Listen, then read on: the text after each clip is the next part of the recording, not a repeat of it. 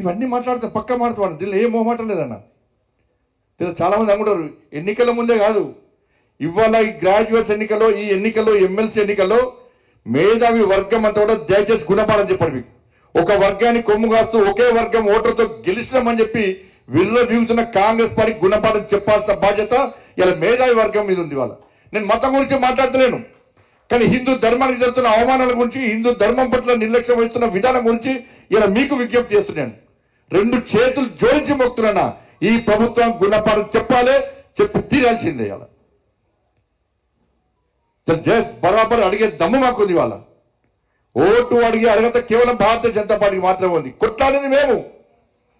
ఇలా మంచిర్యాల కేవలం 500 మంది మీరు రౌడీ షీట్లు ఓపెన్ చేసిందంటే దాదాగిరి కేవలం ఇంకా 5 నెలలు 6 నెలలే. మీరు రౌడీ షీట్లు ఓపెన్ చేస్తే భయపడే కార్యకర్తలు భారతీయ జనతా పార్టీ కార్యకర్తలు కాదు.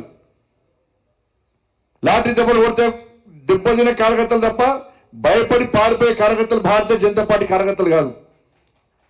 ఇలా పోలీసులు అదే అనుకుంటున్నారు చాలా మంది పోలీసులు. ఏ ప్రభుత్వం వస్తే ఆ ప్రభుత్వం కొమ్ము కాసే పోలీసు అధికారులు కొంతమంది ఉన్నారు. కానీ మా ప్రభుత్వం వస్తే మాత్రం మిమ్మల్ని వదిలిపెట్టే ప్రసక్తులు, నెక్స్ట్ వచ్చేది మాదే. అది ఎప్పుడైనా రావచ్చు, అది ఎప్పుడైనా రావచ్చు. ఏ ప్రభుత్వమైనా 5 సంవత్సరాలు ఉండాలని మేము కోరుకుంటున్నాం. కానీ మీ పార్టీ ఎమ్మెల్యేలే మీ ప్రభుత్వం ఉండద్దని కోరుకుంటున్నారు. మేమేం చేస్తాం దానికి? మీ పార్టీ మంత్రులే మీరు ఉండద్దని కోరుకుంటారు. మేమేం చేస్తాం దానికి? కానీ ఎప్పుడైనా వచ్చేది ఎవరిది? ఈ ఎమ్మెల్సీ ఎన్నికలే బరాబర్ ఒక మంచి ఆయుధం అని చెప్పి తెలంగాణ రాష్ట్ర ప్రజలందరూ కూడా అరే ఇంట్లో పిల్లలకు ఎత్తురానా, ఉద్యోగస్తులు ఉంటే బిడ్డ మీరు మాత్రం ఓటేయకండి, బీజేపీ మాత్రం ఓటేయండి, కానీ కాంగ్రెస్ పార్టీ మాత్రం ఓటేయకండి. ప్రతి ఇష్యూ మీద మనం కొట్లాడాలి. మన కాంగ్రెస్ పార్టీ ఈరోజు కొట్లాడే 3170 నా ఆఫీస్లో ధర్నా చేస్తుంటే, మరి ఇవాళ పోటీ చేస్తున్న కొన్ని సంఘాల నాయకులు పోటీ చేస్తున్నారన్న. టీచర్స్ ఎమ్మెల్సీ పేరు మీద కొంతమంది సంఘాల నాయకులు పోటీ చేస్తున్నారు. ఇలా ఉపాధ్యాయులు అడగాల వాళ్ళను. మరి 3170 ఇప్పుడు టీచర్స్ ఎమ్మెల్సీ పోటీ చేస్తున్న అభ్యర్థులు ఏడమైనా రోజు మీ పార్టీ ఏడమైంది, మీ సంఘం ఏడమైంది, కొట్టాలింది మేము. ఇలా నా ఆఫీస్లో ధర్నా చేస్తుంటే ఫైర్ ఇంజన్తో కొట్టిందన్న. ఈ కిటికీలకు వెళ్ళి ఫైర్ ఇంజన్ పైపులతో కొడితే గ్లాసులు వాళ్ళకి కింద కాళ్ళు కూర్చుంటే కనీసం రక్తం కారుతుందని చూడకుండా గొరగొర రెక్కలు పట్టుకుని గుంజుకపోయిన కార్యకర్తలను 3 నెలల పాటు సెప్టికేట్ పన్నారని ఇంట్లో. ఇలా 4 కార్యకర్తలు మహిళా కార్యకర్తలు కాళ్ళు చేతులు విరిగినాయన్న. 8 మంది భారతీయ జనతా పార్టీ కార్యకర్తలు ఇంజురీ అన్న. దాదాపు 16 వెహికల్స్ డ్యామేజ్ అయ్యాయన్న. ఇలా 4 రోజుల పాటు నేను జైలుకి పోయినా, నాతో పాటు కార్యకర్తలు జైలుకి పోయినా. కేసీఆర్ ఫోన్ చేసి ఏం చెప్పింది తెలుసా అన్న? ఆ రోజు రేపు బండి సంజయ్ దీక్ష చేస్తున్నాడు, జేసీపీ బట్టి 1 ఆఫీస్ మొత్తం కూల్ చేయండి అని చెప్పి కేసీఆర్ రాత్రి మందు దాగి ఆర్డర్ ఇచ్చినాడు. కేసీఆర్ తప్పదాగి ఆర్డర్ ఇచ్చినాడు.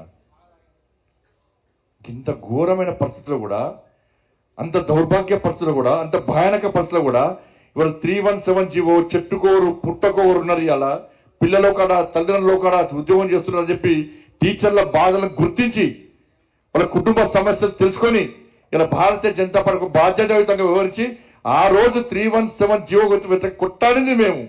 ఇలా ఏ సంఘం వచ్చిందన్నా? పిఆర్టీ వచ్చిందా, డిటిఎఫ్ వచ్చిందా, ఎస్టీ వచ్చిందా? ఏ సంఘం వచ్చిందన్నా? కేవలం తపస్సు వచ్చింది ఆ రోజు. తపస్సు సంస్థ వచ్చింది ఆ రోజు మాతో పాటు. వాళ్ళ మీద కేసులేనాయి.